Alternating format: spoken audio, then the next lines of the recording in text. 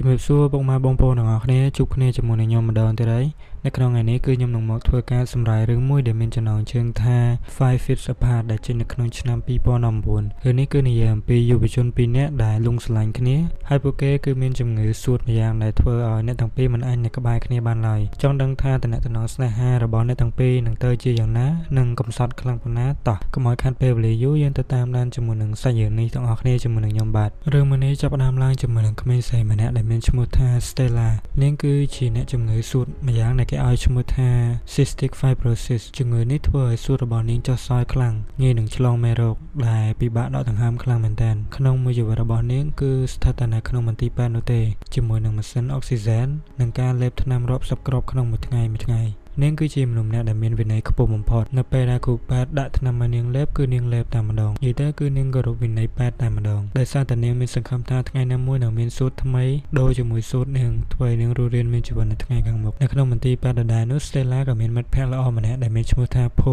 គាត់គឺជាអ្នកជំងឺនឹងដូចគ្នាពួកគេស្គាល់គ្នាតាំងពីអាយុ7ឆ្នាំមកម៉ាស់អ្នកទាំងពីរគឺជិតស្និទ្ធគ្នាខ្លាំងណាស់ប៉ុន្តែគឺពួកគេអាចដែលប៉ះគ្នាឬក៏នៅឈរក្បែរគ្នានោះទេដោយសារតែពួកគេមានច្បាប់ដ៏តឹងរឹងមួយគឺច្បាប់6 feet អ្នកជំងឺទាំងអស់មិនអាចនៅជិតគ្នាលើសចម្ងាយពី6 feet បានឡើយព្រោះមេរោគនៅក្នុងស៊ុតម្នាក់អាចច្រឡំគ្នាទៅវិញទៅមកហើយធ្វើឲ្យពួកគេទាំងពីរអាចនឹងបាត់បង់ជីវិតភ្លាមៗតែម្ដងផូគឺគាត់ជាមនុស្សដែលស្រឡាញ់ផលដូចគ្នាប៉ុន្តែគឺគាត់ស្រឡាញ់តែផលស្បែកខ្មៅនោះទេហើយបច្ចុប្បន្ននេះគឺគាត់បែកបាក់ជាមួយនឹងស្នេហារបស់គាត់ដែលជាផលដូចគ្នានឹងដោយសាច់រឿងក៏កាន់មកកាន់តួអង្គម្នាក់ទៀតដែលមានឈ្មោះថា Will Newman គាត់គឺជាយុវជនម្នាក់ដែលឆ្លងជំងឺស៊ុតនឹងដែរប៉ុន្តែជំងឺរបស់គាត់គឺកាចសាហាវជាងជំងឺរបស់ Stella ទៅទៀតដែលធ្វើឲ្យគ្មានថ្នាំព្យាបាលអាចនឹងព្យាបាលគាត់បានឡើយដូច្នេះគឺគាត់ជាមនុស្សម្នាក់ដែលអស់សង្ឃឹមក្នុងការរស់រានមានជីវិតមែនទែនហើយឥឡូវនេះគ្រូសាស្ត្រគាត់កំពុងតែបញ្ជូនគាត់មកមន្ទីរពេទ្យមួយនេះដែលអាចនឹងគិតថាមានថ្នាំព្យាបាលឲ្យ Will បានណាថ្ងៃដំបូង Will បានជួបជាមួយនឹង Stella ដែលកំពុងតែឈរមើលអ្នកជំងឺដូចគ្នាអ្នកទាំងពីរឈរក្បែរគ្នាហើយនិយាយគ្នាទៅវិញទៅម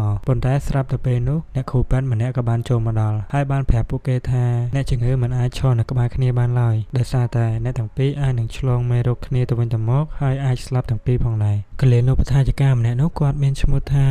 Barbara គាត់ថែមទាំងនិយាយទៀតថាកាលពីមុនមានគូស្នេហ៍ពីរនាក់បានស្រឡាញ់គ្នាប៉ុន្តែពួកគេទាំងពីរនាក់ហ្នឹងគឺមានជំងឺសួតដូចគ្នាណានៅពេលដែលពួកគេនៅក្បែរគ្នាយូរធ្វើឲ្យជំងឺនោះវាឆ្លងមេរោគគ្នាទៅវិញទៅមករហូតដល់ស្លាប់ទាំងពីរទៀតផងដូច្នេះហើយបានជាគាត់ហាមឃាត់អ្នកជំងឺផ្សេងទៀតមិនឲ្យឈរនៅក្បែរគ្នាបានឡើយហើយជាពិសេសនោះគឺរឿងដែលតាក់ទងស្នេហាគ្នាទៅវិញទៅមកនឹងបើនិយាយអំពី Will វិញគឺគាត់ផ្ទុយគ្នាជាមួយនឹង Stella ខ្លាំងមែនតើគាត់អត់ដែរគោរពវិន័យក្នុងការលេបថ្នាំអីទេចង់លេបចង់អត់ហើយព្យាយាមបំពេញច្បាប់ពេទ្យខ្លាំងមែនតើគាត់មានចរិតរៀងរឹងរូសបន្តិចដោយសារតែគាត់គិតថាមានថ្នាំព្យាបាលគាត់រស់នៅបានទៀតឡើយអញ្ចឹងគាត់ត្រូវតែប្រើពេលវេលានេះរស់នៅឲ្យសុបាយរីករាយមិនចាំបាច់លេបថ្នាំលេបអីមកតែម្បានោះទេ Will គេតែងតែទៅអង្គុយនៅលើដំបូលមន្ទីរពេទ្យហើយសូម្បីតែ Stella ក៏បានឃើញគាត់ផងដែរ Stella មានអារម្មណ៍ថារៀងខឹង Will ដែរនៅពេលដែលឃើញ Will អញ្ចឹងអត់គោរពវិន័យពេទ្យដែលគិតថា Will នឹងមើលងាយជីវិតខ្លួនឯង Stella នាងតែងតែលើកទឹកចិត្តខ្លួនឯងដើម្បីឲ្យរស់រានមានជីវិតនៅថ្ងៃខាងមុខនាងថែមទាំ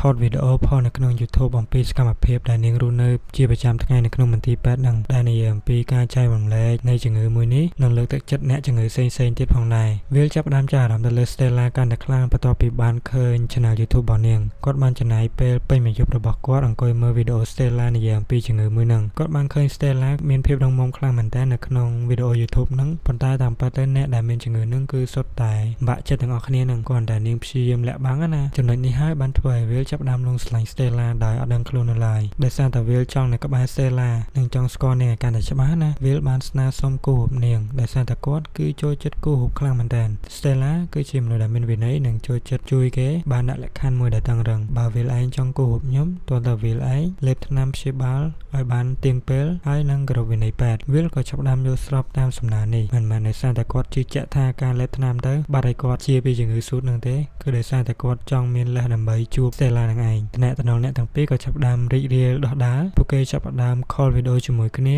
ាលេបថ្នាំទៀងពេលជាមួយនឹងគ្នានិងនិយាយគ្នារាប់ម៉ោងពីបន្ទប់មួយទៅបន្ទប់មួយ Stella ចាប់ផ្ដើមបង្រៀន Will ឲ្យស្គាល់ពីតម្លៃនៃវិន័យចំណែក Will ក៏ចាប់ផ្ដើមបង្រៀន Stella ឲ្យស្គាល់ពីរបៀបរីករាយនៅក្នុងជីវិតថាតែសុវ័យចិត្តនៅក្នុងពេលបច្ចុប្បន្នតែដូចយើងដឹងស្រាប់ហើយ អ្នកជំងឺគឺអាចនៅក្បែរគ្នាបានឡើយទោះបីជាពួកគេចាប់ផ្ដើមស្រឡាញ់គ្នាយ៉ាងណាក៏ពួកគេអាចប៉ះដៃគ្នាឲ្យបានឡើយគឺចម្ងាយ6 feet ពីគ្នាថ្ងៃមួយ Stella ចាប់ផ្ដើមមានអារម្មណ៍ថាថប់ដង្ហើមមិនមែនដោយសារតែសួតរបស់នាងខូចអីនោះទេប៉ុន្តែដោយសារតែភាពអយុត្តិធម៌នៅក្នុងជីវិតរបស់នាងបានគិតថានាងបានចំណាយពេលពេញមួយជីវិតដើម្បីតែការពារខ្លួនឯងដើរតាមច្បាប់វិន័យពេទ្យតែចុងក្រោយសូម្បីតែការចង់កាន់ដៃមនុស្សដែលខ្លួនឯងស្រឡាញ់ក៏ធ្វើបានដែរនាងបាននិយាយនៅក្នុងវីដេអូ YouTube របស់នាងថាជំងឺមួយនឹងដូចជាចោលអញ្ចឹងគឺបានយកអ្វីៗគ្រប់យ៉ាងពីនាងលួចយកទាំងខ្យល់ដង្ហើមលួចយកទាំងសួតហើយសូម្បីតែវាលដែលជាមនុស្សដែលខ្លួនស្រឡាញ់ចង់កាន់ដៃគេក៏កាន់អត់បានទៀតជំងឺនេះដូចចង់យកអ្វីៗគ្រប់យ៉ាងពីនាងអញ្ចឹងហើយនាងក៏បានសម្រេចចិត្តបំពេញច្បាប់មន្ទីរពេទ្យជាលើកដំបូងនាងបានយកឈើបុកវិយាដែលមានប្រវែងប្រហែលជា5 feet ឬក៏1 ម៉ែត្រកន្លះហ្នឹងទៅឲ្យវាលនាងបានប្រាប់គាត់ថាចាប់ពីពេលនេះទៅពួកគេនឹងមិននៅឆ្ងាយពីគ្នាដល់ទៅ6 feet នោះទេគឺត្រឹមតែ5 feet ប៉ុណ្ណោះអញ្ចឹងហើយបានជាចំណងជើងហ្នឹងមានចំណងជើងថា5 feet apart ហ្នឹងគឺ5 feet ពីគ្នាយើងមើលទៅប្រហែលជាគិតថាគ្រាន់តែកាត់ចោល1 feet សោះមើលទៅដូចជាធំដល់មេត្រប៉ុន្តែសម្រាប់នាងវិញនាងគិតថាការដែលជំរុះចោលអា1 feet ហ្នឹងគឺជាជ័យជំនះតូចមួយរបស់នាងដែលអាចយកឈ្នះពីជំងឺដ៏កាចសាហាវមួយនេះបានបន្ទាប់មកឈុតឆាកដ៏ផ្អាប់ល្ហែមមួយក៏បានមកដល់ពួកគេបានណាត់ជួបគ្នាជាលើកដំបូង Stella ស្លៀករ៉ូបដ៏ស្រស់ស្អាតចំណែក Will ក៏ស្លៀកពាក់យ៉ាងសង្ហាពួកគេទាំងពីរបានកាន់ដងបុកវិយាហ្នឹងជាសញ្ញានៃការតភ្ជាប់គ្នាពួកគេបានដើរលេងពេញមន្ទីរពេទ្យហាក់ដូចជាទីនេះគឺជាសួនច្បារដ៏ស្រស់ត្រកាលអញ្ចឹងហើយអ្នកទាំងពីរក៏បានដើរទៅដល់អាងហែលទឹកនៅក្នុងមន្ទីរពេទ្យមួយនោះពួកគេក៏ចង់ចុះទៅហែលទឹកជាមួយនឹងគ្នាហើយ Stella ក៏បានដោះអាវរបស់នាងដោយបង្ហាញអំពីស្លាកស្នាមដែលត្រូវបានគេវះកាត់ណាហើយ Will ក៏បានបង្ហាញស្លាកស្នាមរបស់គាត់ដូចគ្នាដែលស្លាកស្នាមវះកាត់ទាំងអស់នេះដូចជាពានរង្វាន់របស់អ្នកទាំងពីរអញ្ចឹងដែលព្យាយាមវះកាត់ដើម្បីបន្តការរស់រានមានជីវិតនឹងឯងអ្នកទាំងពីរក៏បានលោតចុះទៅក្នុងអាងហែលទឹកដើម្បីលេងជាមួយនឹងគ្នាប៉ុន្តែពួកគេត្រូវតែរក្សាកម្រិតជាមួយនឹងគ្នាដដែលហ្នឹងបើទោះបីជាពួកគេមិនអាចអោបថើបគ្នាបានមែនប៉ុន្តែក្នុងបេះដូងរបស់ពួកគេគឺបានធ្វើនឹងរួចមករហូតមកដល់ថ្ងៃខួបកំណើតរបស់ Will យើងបានឃើញថាមិត្តភ័ក្តិរបស់ Will ក៏ដូចជា Paul Stella ក៏បានរៀបចំពិធីខួបកំណើតឲ្យ Will ផងដែរនៅឯចង្ក្រានបាយនៅក្នុងមន្ទីរពេទ្យណាដែលពេលនោះពួកគេដឹងថាអ្នកគ្រូពេទ្យដែលជាលោកស្រីបារ៉ាហ្នឹងអត់នៅទេប៉ុន្តែដល់ពេលពួកគេបានជួបលេងជុំគ្នាចឹងទៅអ្នកគ្រូពេទ្យហ្នឹងក៏បានមកដល់វិញហើយថែមទាំងស្ដីបន្ទោសអ្នកដែលរៀបចំដែលគឺជា Stella និង Paul ទៀតផងប៉ុន្តែពួកគេក៏បានសុំទោសអ្នកគ្រូពេទ្យដូចចឹងទៅណាហើយចំណែក Paul វិញនៅយប់នោះគឺគាត់អត់សូវស្រួលខ្លួននោះទេរហូតដល់រាត្រីនោះស្រាប់តែឮសំឡេងអាសន្នក្នុងមន្ទីរពេទ្យបានបន្លឺឡើងយ៉ាងខ្លាំងគ្រូពេទ្យនិងកលេនុបដ្ឋាយិកាបានរត់សម្រុកចូលទៅក្នុងបន្ទប់របស់ Paul Stella និង Will បានធ្វើតែឈរមើលពីចង្អេរទាំងក្តីបារម្ភពួកគេបានឃើញរូបភាពដ៏ខ្លោចសារគឺគ្រូពេទ្យកំពុងតែខិតខំសង្គ្រោះជីវិតរបស់ Paul យ៉ាងអស់ពីសមត្ថភាពប៉ុន្តែជាអកុសលម៉ាស៊ីនវាស់ចង្វាក់បេះដូងបានបន្លឺសំឡេងដែលជាសញ្ញាបញ្ជាក់ថា Paul បានចាក់ចេញពីលើលោកនេះជារៀងរហូតហើយមរណៈរបស់ Paul បានធ្វើឲ្យពិភពលោករបស់ Stella រលាយខ្ទេចខ្ទីក្នុងមួយប៉ព្រិចភ្នែកអ្វីដែលធ្វើឲ្យ Stella យំស្ទើរតែដាច់ខ្យល់និងមានវិប្បដិសារីបំផុតនោះគឺនាងរស់នៅក្បែរ Paul ចិត្តមួយជីវិតរបស់នាងហើយតែនាងមិនដែលសូម្បីតែអោបមិត្តសម្លាញ់ម្នាក់នេះម្ដងនៅឡើយនាងបានធ្វើតែឈរមើល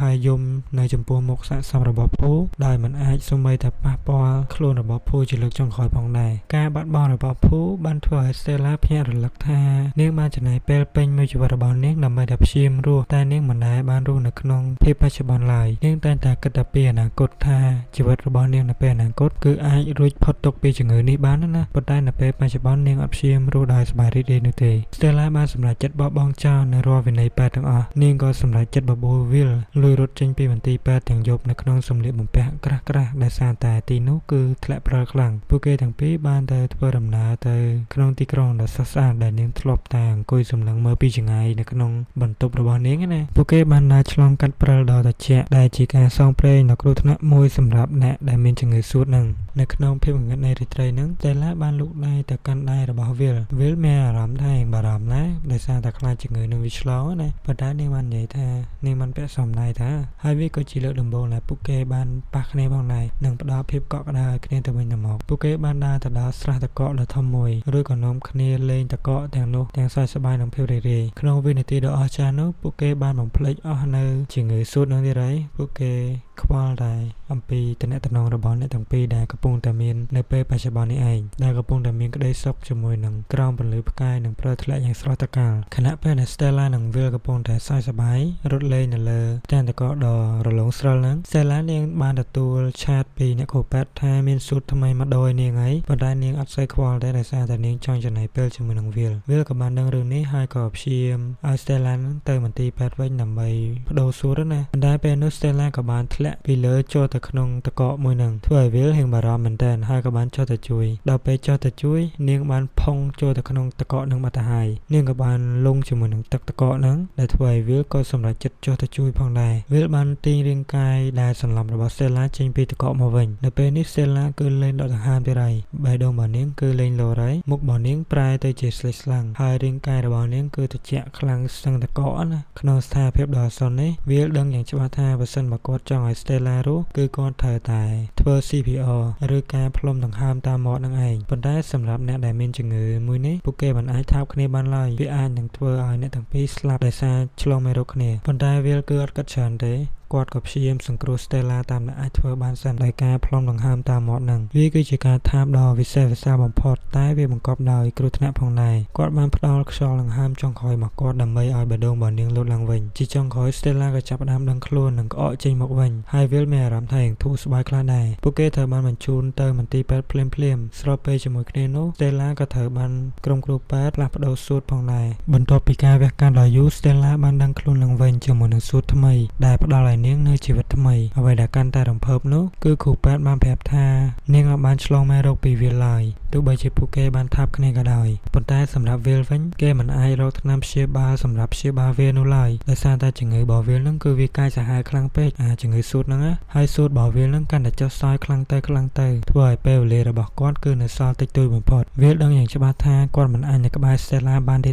ព្រោះវត្តមានរបស់គាត់គឺអាចគ្រោះថ្នាក់ដល់ Stella ដោយសារតែឥឡូវនេះ Stella គេមានស៊ុតថ្មីហើយអញ្ចឹងបើនៅតែតាក់ទងជាមួយនឹង Will មិនធ្វើឲ្យ Stella នឹងឆ្លងជំងឺពី Will ម្ដងទៀត Will ក៏សម្រេចចិត្តដ៏ឈឺចាប់បំផុតគឺជាការដើរចេញពីនាងនឹងឯងងាកមកកាន់ Stella វិញនៅពេលដែលទទួលការវះកាត់បដូរស៊ុតបានជោគជ័យនាងបានត្រូវដាក់នៅក្នុងបន្ទប់ដាច់ដោយឡែកដើម្បីការពារស៊ុតថ្មីរបស់នាងពីមេរោគខាងក្រៅណានាងដឹងខ្លួនឡើងវិញក្នុងភាពងងឹតស៊ុនឆឹងប៉ុន្តែនៅពេលដែលនាងបើកភ្នែកឡើងនាងស្រាប់តែឃើញទិដ្ឋភាពដ៏អស្ចារ្យមួយនៅខាងក្រៅបង្អួច Will បានលួចរៀបចំភ្លើងពណ៌តូចៗរាប់រយគ្រាប់លម្អនៅតាមដើមឈើនិងជុំវិញមន្ទីរពេទ្យដើម្បីបង្កើតជាទីក្រុងមួយដែលជាក្តីសម័យរបស់ Stella ដែលចង់ឃើញពន្លឺនៃទីក្រុងណា Will ឈរនៅម្ខាងទៀតនៃកញ្ចក់ទាំងទឹកភ្នែកហូរស្រក់ចុះមកគាត់បាននិយាយទូរស័ព្ទតាមកាសទៅកាន់ Stella ដែលកំពុងតែដេកនៅលើ carpet ហ្នឹង Will បានប្រាប់ Stella ថាបងស្រឡាញ់អូនខ្លាំងហើយអូនគឺជាអ្វីៗគ្រប់យ៉ាងដែលបងធ្លាប់មានហើយ Will ក៏ព្យាយាមប្រាប់ពីហេតុផលដែលគាត់នឹងដើរចេញពី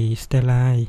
ក៏យល់ពីបំណងរបស់ Will មួយនេះហើយ Will ក៏បានសុំ Stella ជាលើកចុងក្រោយថាឲ្យ Stella នឹងបិទភ្នែកទៅព្រោះដោយសារតែគេអត់ចង់ឃើញ Stella ស្រឡឹងមើលគាត់ទេនៅពេលដែលគាត់ដើរចេញ Stella យំសោកបោកខ្លួនតែនាងក៏យល់ពីបំណងរបស់ Will ដែរហើយ Will ក៏សម្លឹងមើលមុខមនុស្សដែលគាត់ស្រឡាញ់បំផុតជាលើកចុងក្រោយរួចគាត់ក៏ដើរចាក់ចេញទៅបាត់សម្ហោនៅក្នុងភាពងងឹតឆ្ពោះទៅសេចក្តីស្លាប់នោះឯងដោយសារតែជីវិតរបស់គាត់នឹងអស់នៅពេលខាងមុខសាច់រឿងនេះគឺបញ្ចប់ធំហ្នឹងហើយតើអ្នកទាំងអស់គ្នាយល់យ៉ាងណាដែរចំពោះសាច់រឿងមួយនេះវាល្អមកអត់ហើយការសម្រាយរឿងរបស់ខ្ញុំហ្នឹងគឺវាយ៉ាងម៉េចដែរកុំភ្លេច comment ប្រាប់ខ្ញុំផងដើម្បីជាការកែតម្រូវនៅពេលវីដេអូក្រោយៗណាហើយបើសិនជាអ្នកទាំងអស់គ្នាចង់ខ្ញុំសម្រាយរឿងណាទៀតកុំភ្លេចជួយ comment ចំណងជើងរឿងផងបើសិនជារឿងណាដែលខ្ញុំមើលទៅចូលចិត្តហើយខ្ញុំនឹងសម្រាយអ្នកទាំងអស់គ្នាស្ដាប់ហើយអញ្ចឹងឥឡូវហ្នឹងគឺខ្ញុំមានតែប៉ុណ្្នឹងទេអរគុណអ្នកទាំងអស់គ្នាសម្រាប់ការទស្សនាវីដេអូនេះពីដើមរហូតដល់ចប់យើងជួបគ្នានៅវីដេអូក្រោយបាយបាយ